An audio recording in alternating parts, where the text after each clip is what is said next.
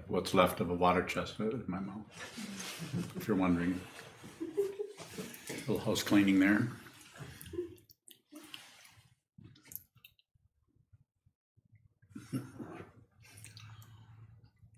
What did I name this?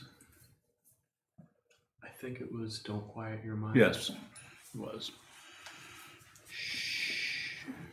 Don't quiet your mind. That's another one of the do's and don'ts. Get it? Do's and don'ts. You just now getting it? No, I got it. Oh.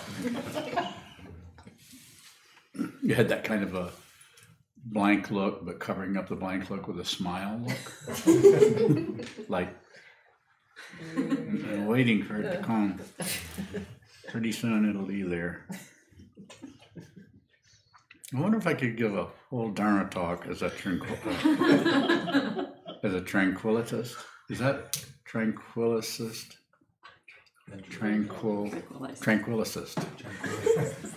Ventriloquist. What? Ventriloquist. I was just waiting to get somebody to correct me. I don't know. I'm always trolling for teachers. TFT, trolling for teachers.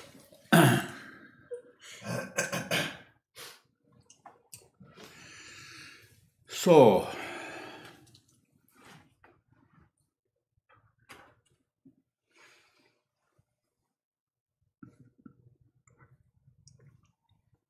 I just started channeling David Stoltz. Not good. Is that what they call it? Channeling someone else? Don't quiet the mind. What am I saying? When I say that, I'm saying when you sit, anytime really, but when you're sitting down doing formal sitting meditation, holding the body very still, holding this mudra, or this one, if this is the one that you use, holding it here, I'm not concerned with how you do it. Just repeat it. In other words, if you decide this is what you want to do, then just do that over and over and over again. If you decide you want to do that, do it over and over and over again. But don't interfere with what's happening in the mind by way of attempting to, whatever, tamp it down, smother it, do a mantra, any kind of attitude of correcting or fixing or holding down or quieting or softening, even though one of the main teachings that I received many, many years ago was called, the Tibetan is Shine or Shamatha. The translation of the Shine is resting in tranquility, supposedly.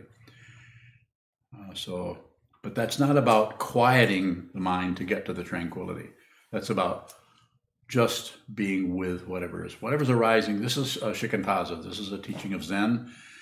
It's also not too much different if you get right down to it, which I like to do. Dzogchen and Mahamudra. The people who teach Dzogchen and Mahamudra will come and disagree, and I don't mind.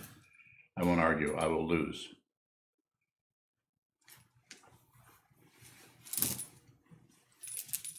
Pardon me.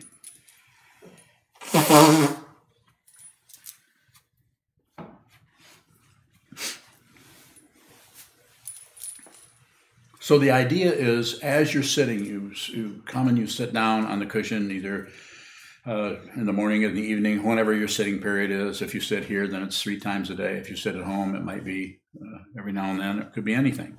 But whenever you do that, as soon as you sit down, just whatever arises is exactly what you need to see, depending on your particular karma, the causes and conditions, whatever's happened to you 3 hours before, 3 days before, whatever difficulty is in your life, and everybody has something going on. Everybody has a different combination of stories and explanations and definitions and evaluations and blame and credit.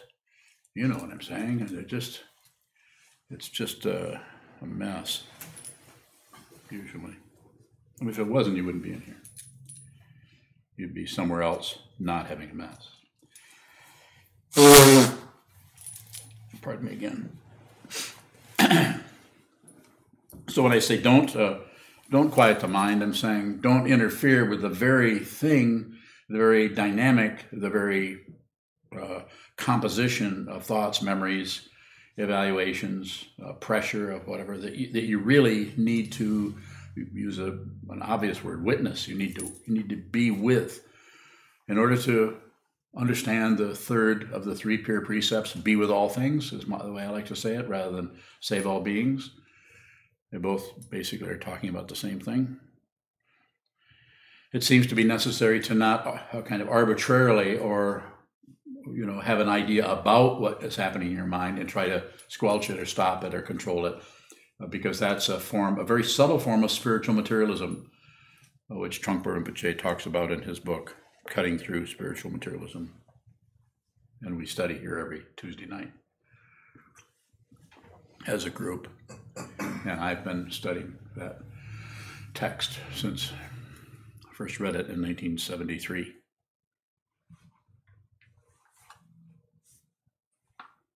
So it's challenging because if we're sitting and we're having gloomy thoughts, sad thoughts, tyrannical thoughts, angry thoughts, however, whatever way you want to describe it, is that called an adjective?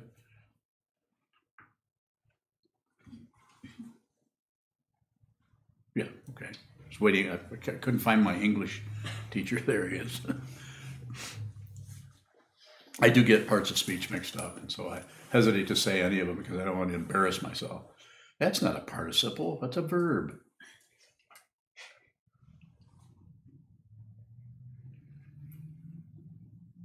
I like space. How about you? So when something arises, you're sitting, look at a wonderful opportunity you have. I mean, it's a really wonderful, amazing opportunity that you happen to have stumbled into a path like this, where somebody is not going to feed you a line of crap, trying to correct you, change you, make you into somebody else, where you're actually encouraged to be genuine, to actually be with whatever's arising. Sit down, be genuine. Have a willingness, have an understanding where you're going to have to meet yourself where you are. You're going to have to see who you are fundamentally. And who that is might be under several layers of presentations that says, this is me, I'm like this is me, this is me, this is how I feel, this is how it is, this is how it is. And where you actually are might be back there a ways. But you have to start somewhere, and I highly recommend that you start with whatever arises is actually a disguise for who you are. But you have to start with a disguise. You don't want to get rid of the very thing that you have to go through. It's called a Dharma gate. You have to go through the Dharma gate. It doesn't feel like it when that's happening. Your ego mind, your self-centered mind, your seventh consciousness, your narcissism is telling you, this isn't right, this shouldn't be happening, this has got to be wrong. I shouldn't be feeling like this. This can't be right. This can't be the teachings of the Buddha.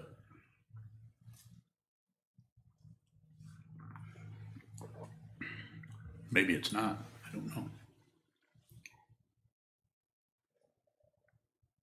I wouldn't particularly argue with anyone about it. All I'm saying is the way it looks here is each of us, we have to find out fundamentally who we are. And that is that, to put it in a concept, that will arise eventually for you is not separate. You find you aren't a separate human being. You aren't even a human being. Manifesting as a human, but you're not locked down on that. This is very, very much a transition, even if it does take 70 or 80 years. It's just a very small drop of everything that you are. So when I say don't quiet the mind, of course, if you need to do something because you're having so much, everything is so energetic, so crazy, you might want to have a beer instead of meditate. Or not. Maybe if you have trouble with that, maybe you shouldn't drink beer. But, maybe you could do something else. Maybe you could go to a movie. I mean, if it was really, but what I would like to say, but when you're doing sitting meditation, please, if you're listening to me, then right now, whether 10 minutes, 20 minutes, half an hour, 2 days from now, Maybe I'm not your teacher, but right now I am, because you're listening. So then you can do whatever serves you fundamentally. Sit down, hold still, watch what moves, because what moves is the very nature of confusion. It's the very nature of delusion, and it is the very nature of, what's my next word? Realization. They're not separate. But until you see it, it'll be a constant puzzle of this can't be it, this can't be it, this is too difficult, or this is too ragged, or this is too cloudy, or this is too confused, or this is too circular. Seeing the circularity is awakening. I'll say it again. Seeing the crazy world that we are, that this is, and seeing it completely, this is awakening. As I've said many times, as the Buddha said many times. Oh, I wasn't there, so I don't know what he said.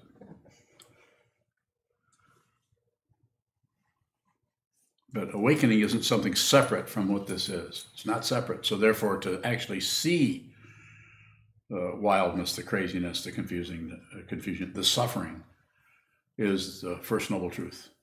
Life is suffering. He didn't say part-time. And of course, people who jump on, who are waterlogged by relative truth and don't know how to float at all, are taken down by that, and by being taken down by that, they accuse Buddhism of being nihilistic, because they can only think in plus and minus. It's a very primitive, just explanatory, just describing, not judging, and just saying it's a very low level. There has to be levels. You can't start, 15 steps up the stairs. You have to start at the first step. If you're in here, you're already a ways along, even if you've never meditated before, or meditated for 3 weeks.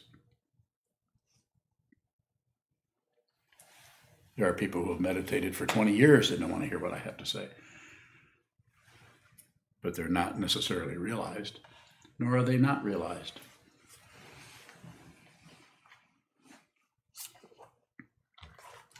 To know that you're realized is to be deluded. Notice how I laugh.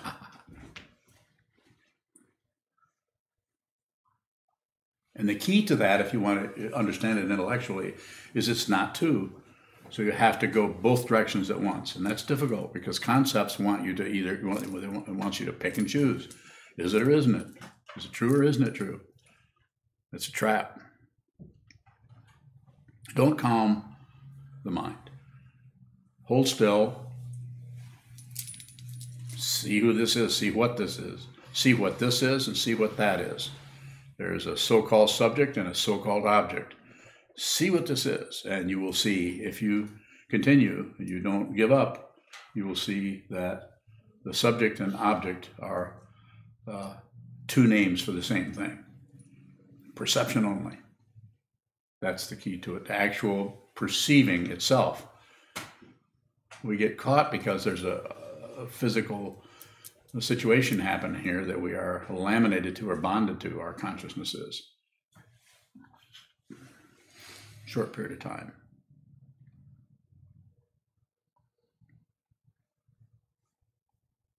Questions at this point would be good. Bailey. You said whatever arises is a disguise for who you are. Yes. What about the thing that arises is a disguise?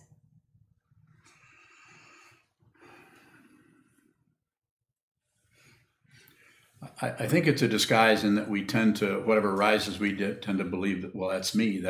I'm having a negative feeling about this, which makes me feel like I'm a person who's having that feeling. And it appears as something separate from your true identity, what you're in Zen is called your true self, or your face before your parents' birth is another way that it's been said. More. Is there a way to look behind the disguise? The only way to look behind it is to look through it, is to look at the disguise without accepting it, passion. Without rejecting it, aggression. And without turning away or distracting yourself from it, ignorance. So to look at, and that's difficult because the self-centered mind doesn't like that kind of confrontation because it doesn't know where it's at. It doesn't know what this means. It feels like confusion. It feels like there's all kinds of messages come out of the darkness there that's saying, you're not getting anywhere. This is not working. You need to find something else to do. Anything. You're not drinking enough water. So the idea there is to, when you're on the cushion especially, and there are other things that can be done post-meditation, but the important one is the one when you're sitting down, you're holding still, you're doing something you never would do casually. You know, even if you're sitting on the beach or sitting on a rock looking out over the water, you might be moving your fingers slightly, might be looking, might see some seagulls, and some people will call that meditation. It's actually entertainment. Meditation is weaning yourself away from the need for entertainment. Entertainment fills up the mind with fun, ideas, stories, entertainment, all kinds of levels of that. Yes? You said that our narcissistic mind, when it feels uncomfortable or feels like this can't be right or we shouldn't be doing this, can it also be a kind of credential if we recognize that as, well, if it doesn't feel right, then I'm doing it right, and then latching down on that? Those things will come up, and they kind of bounce around for a while. You'll notice that they don't stay. You kind of have a flash on it, and then it moves to something else. You flash on it, and then something evaluates the evaluator. So it's kind of moving around. It takes a while. It takes a while to, the word that would come up here for me is stabilize, which isn't exactly a conventional idea of stabilizing or fixing on something and holding still. It's just not being particularly swayed by any kind of movement. There's nothing nothing to stabilize. What is still? What is stillness is already still, has always been still, and has always been silent. And your identity is very close to those two concepts.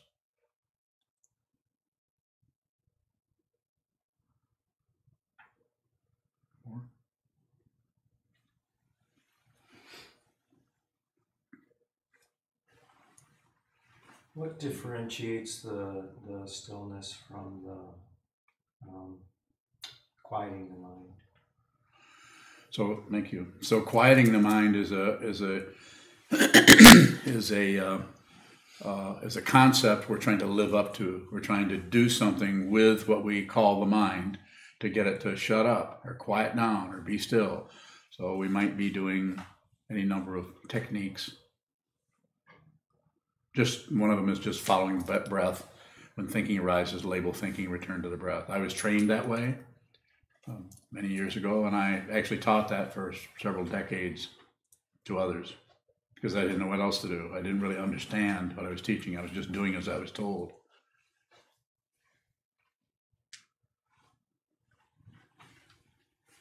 What else? Is there anything to do to increase stillness? The stillness doesn't increase or decrease. I mean, it does relatively, of course. Where when people are meditating, people are relatively still, but there's always some movement going on. Even if it's just your diaphragm or, the three-ring circus in your consciousness. But seeing that, just seeing that without being drawn into it, which is the practice of actually seeing it and noticing the temptation, noticing that kind of it's almost like gravity is pulling us into that. It's kind of like a magnet that's got a hold of us, is pulling us in there. It's called desire. Something is pulling on us. So seeing that, and not only seeing it, but also not going to war with it. So that means you might have to cave a few times. But as long as awareness is primary, then the caving is part of the practice.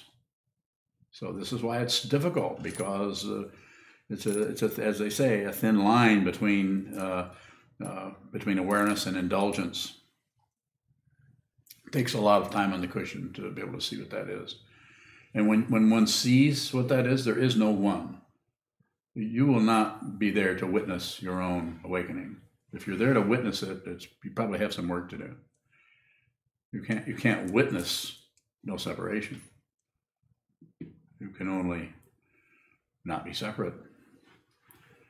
Return to your original nature. Questions are good if you have them. Unyo. Shane from California has three questions. I First, bet he does. when you answer a question, do you understand what you're saying? Me?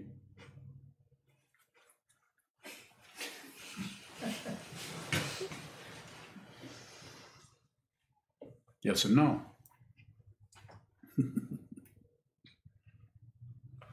This next question. How is intuition different from delusion? How is it the same?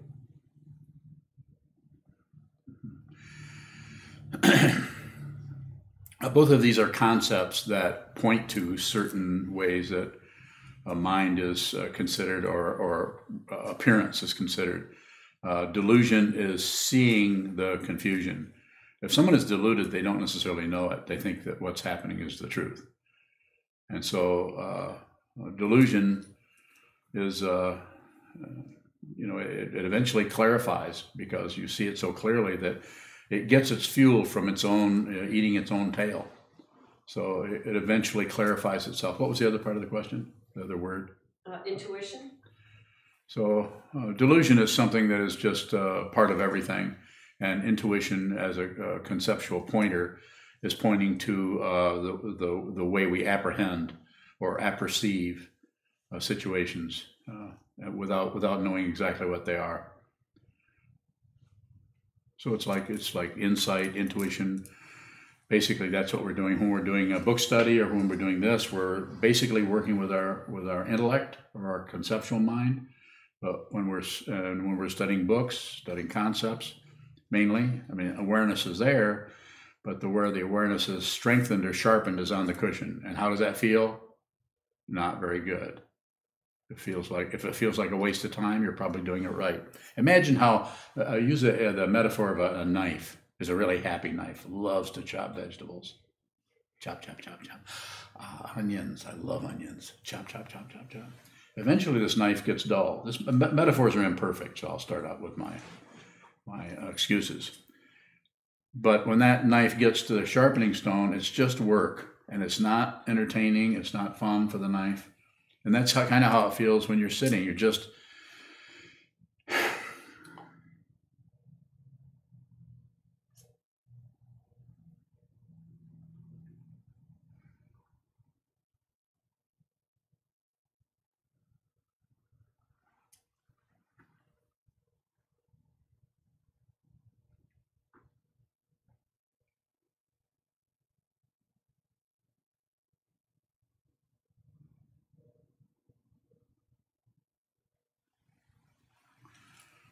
a very slow slide of that blade across the whetstone.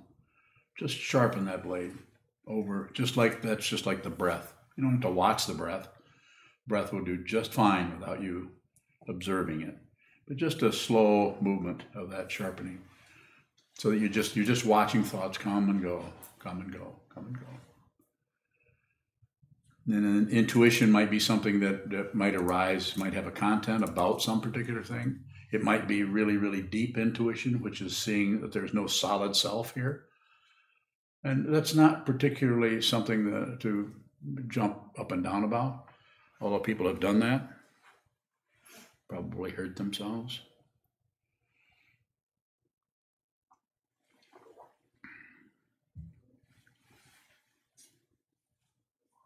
Senshu. You said earlier that there's a thin line between awareness and indulgence. Yes. What did you mean by that? So if you're working with awareness, you're not pushing or pulling. You're not covering anything up. You're just allowing passion, aggression, and ignorance to rise. The pulling part of the mind, the pushing part of the mind, the passion, the aggression, and your own karma, the way that's arising with layers of content or desire that's fluffed up as some kind of a, I really need that, I really don't need that. In other words, the content comes in and is heightened by, you could say that's like the engine is run by the gasoline, unless it's run by something else.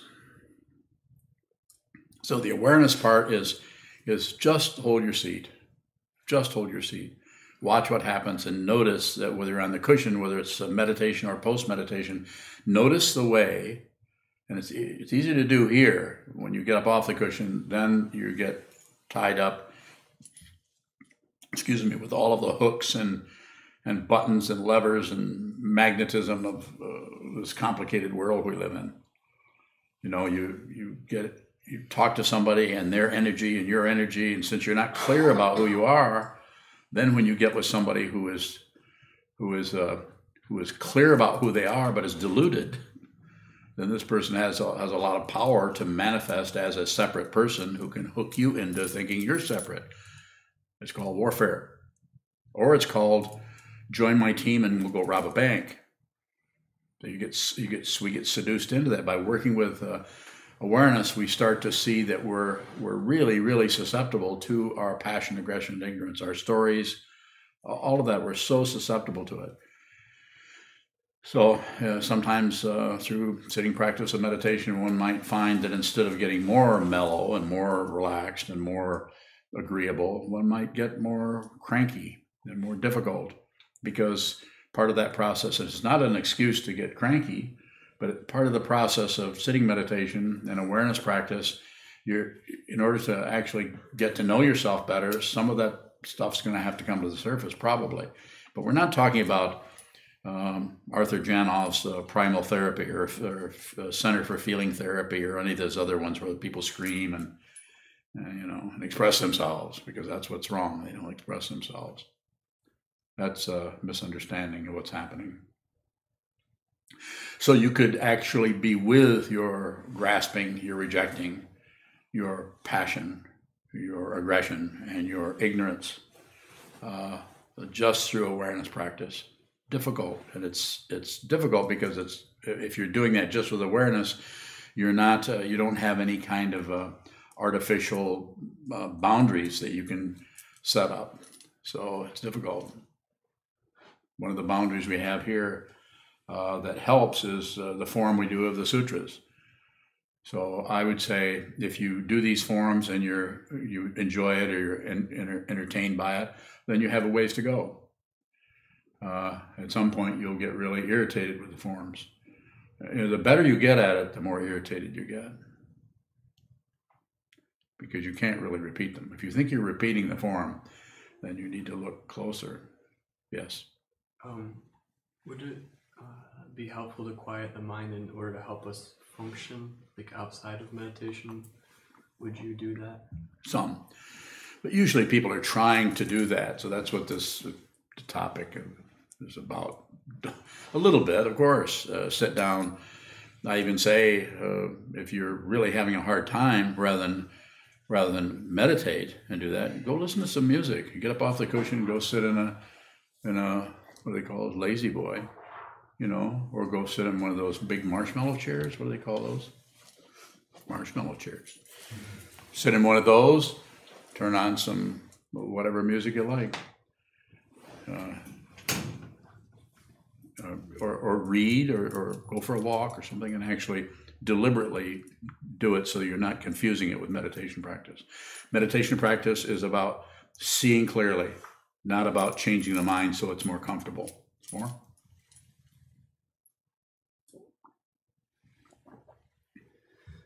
I'm not sure yet. Okay. Well, how does the entertainment of that help us?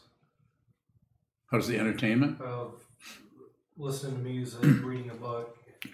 Well, you're deliberately doing something to lighten your load, so to speak, so that you can come back later and you have the strength to come back and do the hard work of sitting practice of meditation. Sitting practice of meditation has been said before by others and in different ways. The way I would say it is it's voluntary discomfort, not only physically but mentally, to sit and do sitting meditation. I'm not saying that after time that you want to eventually kind of enjoy having nothing to do but just sit here. It's kind of luxurious in a way. It takes a while to get to a point where you're holding very still for hours at a time is luxurious. But it can be. But it seems to be, takes time to actually allow the mind to come and go and come and go and come and. You just touch on, if something comes, acknowledge it by just touching on it, but don't hang on to it. Don't try to get a credential out of how good, how wonderfully aware you are. It's an area where it feels like things are falling apart. And so the enjoyment or going for a walk would be a way of deliberately soothing things that are really difficult. If you're having a hard time, then of course you could go do that. But don't necessarily try to do it through meditation practice. How can an activity quiet our mind? I probably can't. It's probably distracting, like you're feeling upset, so you go for a walk and look at the scenery, so we're actually ignoring the activity. It's just a holistic way of taking opioids.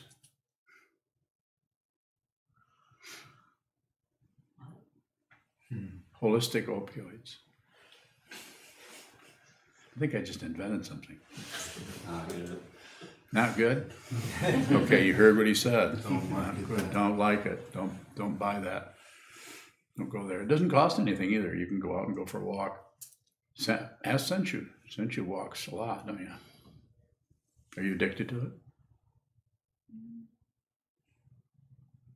Maybe. That's awareness. Further questions? Jennifer? This is jumping back a little bit, but at one point you mentioned going out into the world and encountering someone who is clear about who they are, but is deluded, and I'm wondering how a person can be both clear about who they are and deluded. Yeah, they think they're clear. If someone who's clear doesn't think they're clear, they don't think. Unless they have to. I'm not saying they're stopping their thinking, they're just so present. It's called genuine presence. They're so present that the thought processes only arise when necessary. They're no longer defending an artificial self, a pretend self. They're no longer promoting anything. They're no longer doing anything. They're just here. So there's a good chance they're probably going to be pretty easygoing, but not necessarily. If they're your teacher, you're probably screwed. So do you follow me? Mm-hmm. You meet somebody and they think they're everywhere. We can, there's people in here that have some of that going on, but they also are aware of it and they're working with it, trying to understand how to deepen this understanding of what this is, what this life is about, what's really fundamentally important to do, and what's important to let it go. But quite often we find that people who have no mind training at all, sometimes even people who are doing some mind training, but usually it's someone who has no interest in, they just believe everything they think, or else they disbelieve. They believe and disbelieve. They have those two polarities. There's no if there's anything in between, then they start to get panic because they don't know. And that's worrisome to ego. So we meet somebody who is crystal clear about who they are and what they think and what's right, what's wrong, and they're happy to share it with you. And they're happy to ram it down your throat if you open wide. We all know of situations like that. Sometimes there are parents, there are next door neighbors, or there are, I was going to say dogs, but usually dogs are pretty good with everything. Is your dog set in their ways? When it comes to food. Okay, me too. When it comes to ice cream, set in my ways. So, further, Jennifer?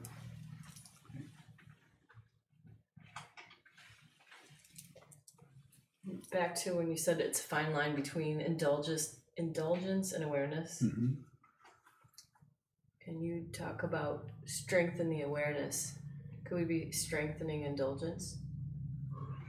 Probably depends on how much you're sitting. When I say how much, I'm not saying, 3 people all come into a room like this and sit for all day.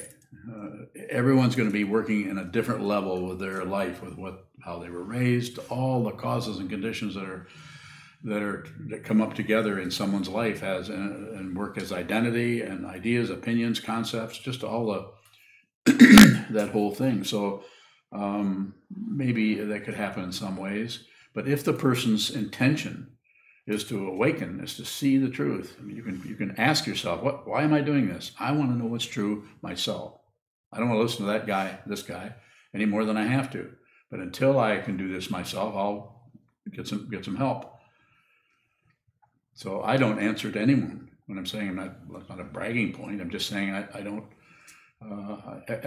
You could say it two ways, and I will say it two ways. There isn't any teacher, and there isn't anything that isn't a teacher. Once this happens, everything is teaching you all the time.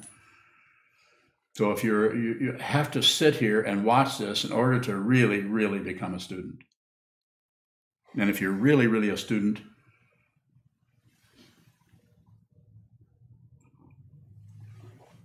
then you're not separate from the teacher. And what is the teacher? Everything. And I don't mean the people who say, well, everything is my teacher. I don't need a teacher because the woods are my teacher. The mice are my teacher. The cardinals are my teacher. And fluffing it all up. Yes. Are you ever taught? Am I taught? Is one ever taught? I think that as long as there's a polarity going on, then there seems to be a teaching and a learning situation happening. But fundamentally, no. Once you find out what this is, everything just comes to a halt from the relative point of view. But on the other hand, as long as you're living in a relative situation, then you're always a beginner's mind all the time. You never get anywhere. There's nowhere to get. So you're always here. You're always present. It's called authentic presence. It's a presence that has no past, no future, and has no credentials for being what it is. I sit up here and function as a teaching person for as long as I'm here. And whatever this is that makes these hands move, makes this mouth work, whatever that is, will not be the same thing that's driving home. Won't be different from it, but it won't be the same. That's why we have something about teaching like Sandokai, the equality of sameness and difference. Until you see that yourself and are tongue-tied by it. Because when you see it, you realize that there's no way to tell anybody this. Even though people try. I try. My trying has to do with encouraging you to sit down and discover it yourself. You can do this yourself. But you can't do it if you just do a little bit. Seems to take a lot of effort and work to just schedule yourself, get back, sit down, hold still, look at what moves, watch what moves, and don't accept it, don't reject it, don't look away. Don't add to it, don't subtract from it, don't divide it. It's just don't do any math at all. Anytime you do any kind of math, it's a gaining idea, and it's a form of spiritual materialism. It's very subtle about trying to get somewhere else. And so rather than do that, I would say, in a couple of words, find out who you are. You don't have to get anywhere. David? Is quieting the mind kind of doing the math? Yeah. Yes. It's a very subtle form of aggression. Something is occurring, and we don't like it, and we're going to stop it.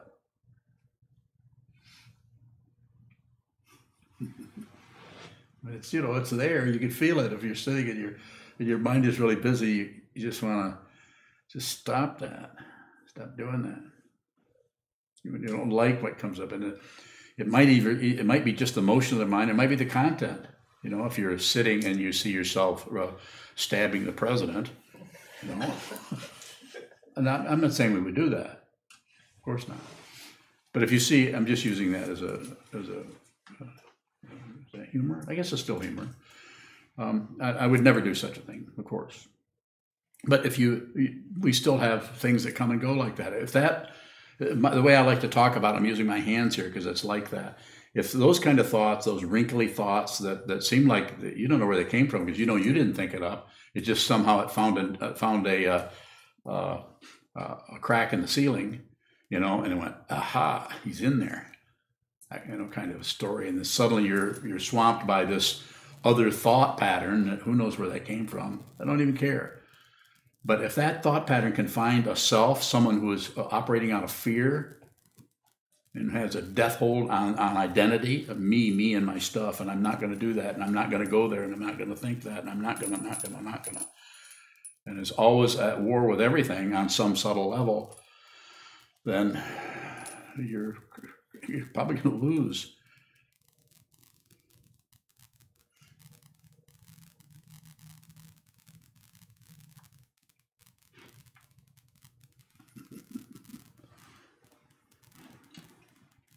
Did I finish my thought?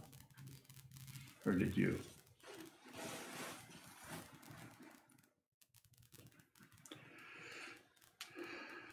So coming back to that, don't believe it, don't disbelieve it, don't look away. If it comes at you, if it's difficult, if the content is dangerous, or just the repetition, the chatterbox mentality that's just irritating, either one of those, just don't do anything with them.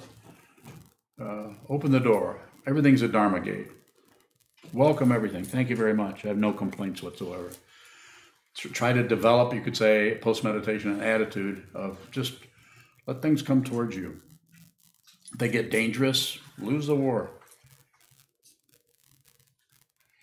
You won't really get any bad press.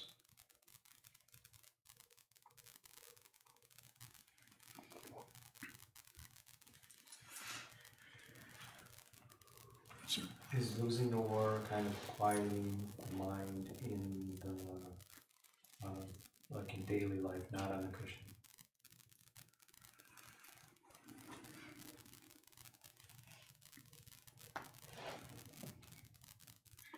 I think it's just an image to talk about, just as like, these are all just metaphors and images. And so I think it could be different with each person. So to give some kind of broad statement that's going to fit everyone probably isn't going to work. Can you be more specific? Something is actually your experience personally.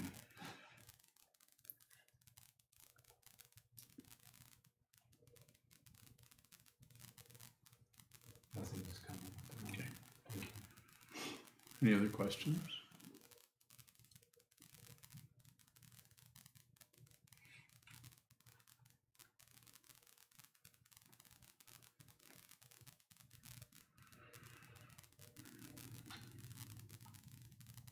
Shoka. Earlier you said that this life is a transition. Mm-hmm. What is it transitioning to? Something else. Is there ever a culmination or a fruition or an endpoint? It doesn't look like it. It hasn't really begun in the conventional sense of we're born, we live, and then we die. So that's the thing we get hooked into, and that's why we keep avoiding death and trying not to look at it. It doesn't seem to be an actual, the way in which we're talking about it, I'm talking about it, doesn't seem to be like, oh, finally we get to this, like enlightenment or some kind of fruition situation. More? That's a good question.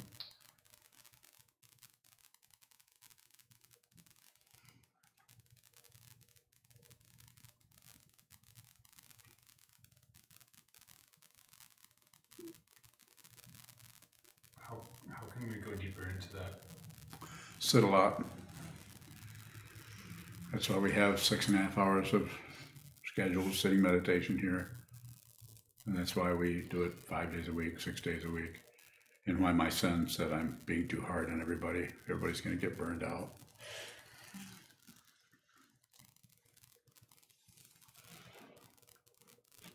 He's wrong.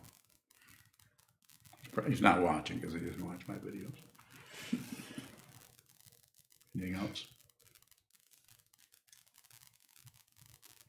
Where do the conceptual practices like the book studies come in?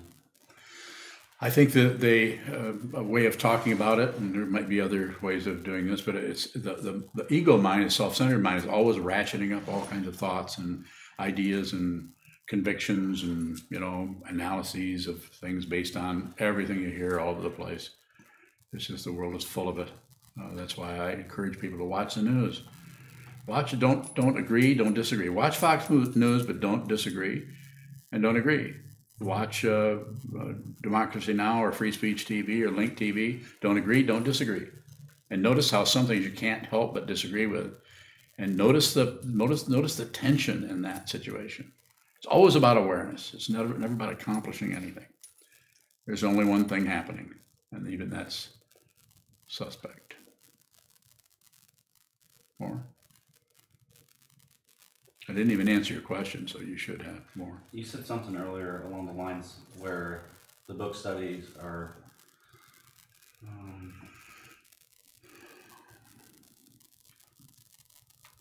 something along the lines of like where the activities, the awareness is maybe not at the forefront or. So what it does is it gives the self-centered mind something to work with that conceptually is pointing towards what the awareness is going to discover. So it's saying everything's dependently arisen. The 12 links in the chain of existence is a good conceptual model. The Four Noble Truths, the Eightfold Path, the 12 links, the 3 marks of existence. Everything is impermanent. Everything is in a state of discontent or not getting what it wants or suffering. And it is without a solid self or a solid identity. Those are the 3 marks of existence. So if we discuss those, that brings the mind into the conceptual markers and everything that are pointing towards, using concepts to point towards that which is not conceptual. So, and just like we study Vasubandhu, so because Vasubandhu, the 30 verses in particular, is especially good at just bringing your conceptual mind. You have to work at it for a while, because at first it just seems like it seems kind of opaque. And it's like there's a fragrance to it that you're picking up on some level, but you still don't understand it. And then when you start to understand what Vasubandhu is saying in the 30 verses, it starts to get exciting intellectually, because you see that this can actually be talked about, this transition from, this transition that involves the equality of sameness and difference.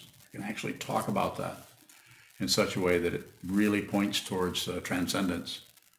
Just like the three Svabhava Nirdesa, the 3 natures, the dependent nature, the imaginary nature, and the perfected nature. If you think about those and work with those together, especially if we study them together as a group, as a Sangha, Buddha, Dharma, Sangha, as a Sangha, we find that actually what you find out there is how little you understand it and how other people seem to be clear on it. But then you seem to be clear on one part of it and somebody else doesn't seem to be. And then you have a discussion about it. So it just seems to work. Can anybody here who's done a lot of book study comment on how that has worked for them? Would anybody like to do that? Everybody here is working with that. To me, it seems like every single time it brings up something in a way that I hadn't thought about. So the shift just kind of happens like a surprise, and you can't do that by yourself. Yes. The tension that you mentioned seems to come up, and it's kind of, I don't know, for me personally, it seems magnetic in the book study sometimes. It might not feel too good. Yeah. Unyo, do you have a question? Unyo? Earlier you said each of us has to find out who we are, and ultimately that would be not separate, and we're not even human beings. What are we if we're not human beings? I don't know. But we're not just human beings. If you reflect on it a little bit, you'll see, just look back through your childhood and through, do you remember before you came here as a human being? So there is memory of that if you go for it, if you investigate it, there's memories. They don't seem all that substantial, they seem rather dreamlike, but so does memory of childhood seem like a dream. That's somebody else's childhood we're remembering, or is it ours? It's a totally different picture. It's a different, things are constantly changing. Nothing is permanent. There's no solid self in the skandhas. So when I was saying earlier, when these crazy emotions brought about by who knows what causes and conditions come wandering into our consciousness, you don't have to accept it. I believe this. You don't have to throw it away. I disbelieve this. And you don't have to look away as to distract yourself or not look at it. Just have it come through. Let it come through. Be a good host to everything that arises out here and in here. No more fighting with anything. And that doesn't mean you're some kind of a wimp, that somebody's going to come out of an alleyway is going to, well, I'm just a nobody. I'll just let them kill me or let them rob me. No, kick them in the shins. I mean, if you had boots on, I would. Yes. Are the sitting practice and the conceptual practice equal partners? I think I see where you're going, but I think to some extent, but I think there are times when we really need to ramp up the sitting part of it. And that's why we have solitary retreats where I recommend that my students, they don't do this in Zen so much as a tradition, but I recommend that people go into a solitary retreat where they're alone for a week, 2 weeks, several weeks, a month, and just practicing by it. So they can't interact with anybody, and the study material is very limited. And so that brings it down. So you're really emphasizing just sitting, just sitting, just sitting. And then other times where, most of the rest of the time we're out here studying together or reading things on our own, and we're, so I don't think I think there might be times when there's some kind of equality happening, but most of the time it's uneven. And it's different with everyone. Is there something we should be cautious about going into like book study or conceptual practices? The only thing you should be cautious about are excuses for not sitting.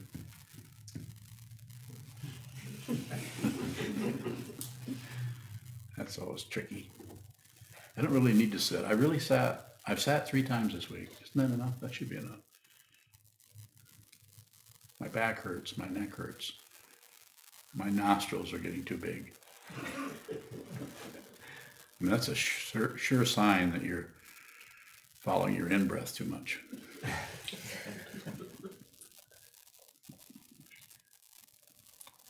There's a comment from Shane. I think it was in reference to your question about how the book study is for people. Yes. He says it seems like everyone understands the same Dharma in different ways.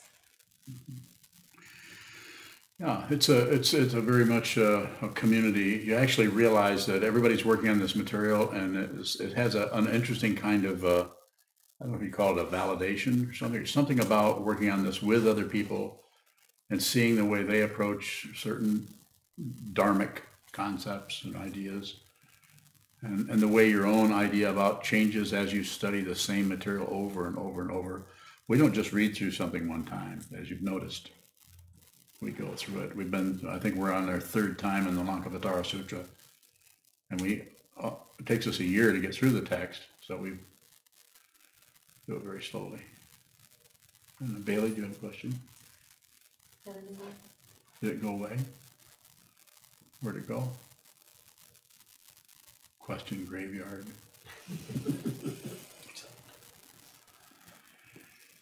A final question before we close and have the oryoki.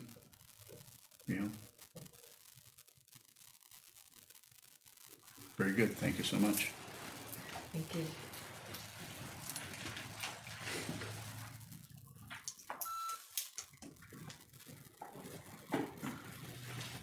We get a few people to help set up the Zen